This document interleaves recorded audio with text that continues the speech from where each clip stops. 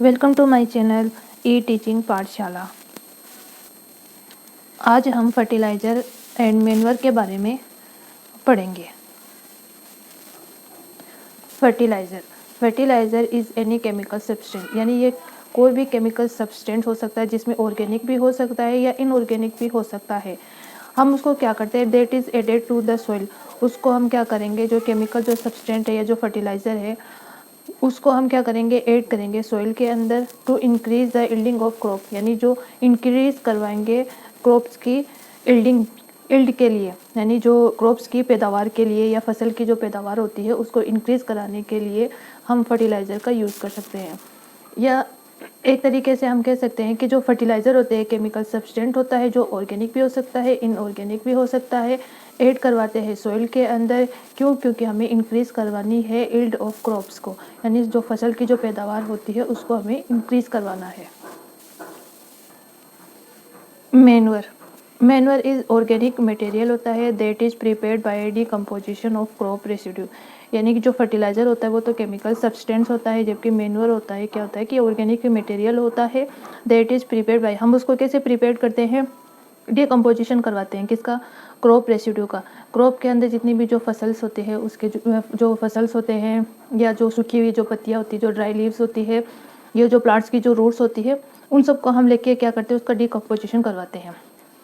या फिर हम क्या करते हैं, जो एनिमल जो ड्रॉपिंग होती है, यानी कि जो एनिमल जो वेस्ट होता है उसका क्या करवाता है, डिकम्पोजिशन करवाता है, विच इज़ एडेड टू। फिर उसके बाद में हम उसको क्या करवाते हैं, ऐड करवाते हैं सॉइल के अंदर टू इम्प्रूव फर्टिलिटी। और जैसे ही हम उसको सॉइल के अंदर ऐड करवाते हैं तो हम जो सॉइल होती है उसकी जो फर्टिलिटी होती है उसको इम्प्रूव करते हैं। फर्टिलाइज़र वर्सेस मैन्योर, या जो हम डिफरेंस देखते हैं कि फर्टिलाइज़र में और मैन्योर में। फर्टिलाइज़र क्या होता है कि जो फर्स्ट पॉइंट देखते हैं कि fertiliser is an inorganic salt, यानी जो फर्टिलाइज़र होता है वो इनऑर्गेनिक सॉल्ट होता है। अगर हम मैन्योर की बात करें तो जो मैन्योर होता है is an natural substance. Manure क्या होगा, एक नेचुरल सब्सटेंट होता है जो ऑब्टेन्ड बाय, यानी हम उसको क्या करते हैं, प्राप्त करते हैं कंपोजिशन ऑफ कैटल डंग, यानी हम डिकम्पोजिशन करवाते हैं जो कैटल डंग होता है उसका। ये कैटल डंग होता है जैसे काऊ वगैरह का जो वेस्ट मटेरियल होता है वो। दूसरा होता है ह्यूमन जो वेस्ट होता है उसका डिकम्पोजिशन करवाते हैं, एंड जो प्लांट जो रेसिड्यूज होते हैं उसको हम क्या करवाते हैं, डिकम्पोजिशन करवाते हैं। और जैसे कैटल डंग का करवाया, ह्यूमन वेस्ट का करवाया, और जो प्लांट होते हैं जो रेसिड्यू का होता है डिकम्पोजिशन करवाते हैं। फिर उसके बाद में हमें जो मैन्योर होती है वो हमें क्या होती है, प्राप्त हो जाती है। अगर हम सेकंड वाला पॉइंट देखें तो fertiliser is prepared in factories. जो फर्टिलाइज़र होता है उसको हम प्रिपेयर कहाँ पर करते हैं, प्रिपेयर करते हैं फैक्ट्रीज़ के अंदर। जबकि जो मैन्योर होता है can be prepared in field, यानी हम जो मैन्योर होता है उसको कोई भी जैसे खाली ज़मीन पड़ी हुई है उसके अंदर हम क्या कर सकते हैं, बना सकते हैं आराम से। क्योंकि हमें लेना क्या है, कैटल डंग है उसको लेना है, जो ह्यूमन वेस्ट मिला है या उसको ले लेंगे, या जो प्लांट जो रेसिड्यूज होते हैं उसको क्या करेंगे, जो कोई खेत है, खाली मैदान है, या हमें कोई जैसे घरों के पीछे कोई ज़मीन मिल गई वहाँ पर उसको ले करके हम क्या कर सकते हैं, मैन्योर होता है उसको बना सकते हैं। क्योंकि पता है कि ये क्या है, नेचुरली है। अगर हम बात करें फर्टिलाइज़र की, कि जो फर्टिलाइज़र होता है does not provide any humus to the soil.